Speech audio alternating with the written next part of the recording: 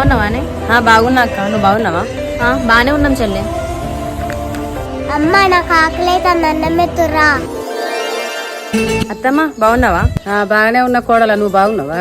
నేను బానే ఉన్నా గానీ చేతికేమైంది అత్తమ్మ, పట్టేసినావు? బాత్రూమ్ లా జారిపడ్డ కోడల, కొంచెం నొప్పి ఉంటే పట్టేసుకున్నా.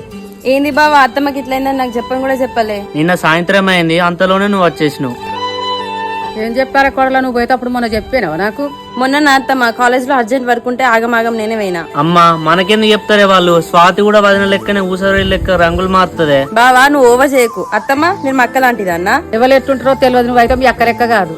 థ్యాంక్స్ అత్తమ్మ. చూసినావా మీ అమ్మనే చెప్తాంది. ఓ అమ్మ ఆయనకి ఇంకా స్వాతి గురించి తెలియదే, వాళ్ళ అక్కనే అంటే వాళ్ళ అక్క కంటే ఇంకా డేంజర్. బావా ఎక్కువ మాట్లాడినావు అనుకో, ఇటు నుంచి ఇటే మా ఇంటికి వెళ్ళిపోతా. అవునా, సరే మీ అక్కని పిలిచి చెప్పు, బస్ స్టాండ్ లో దింపేస్తా.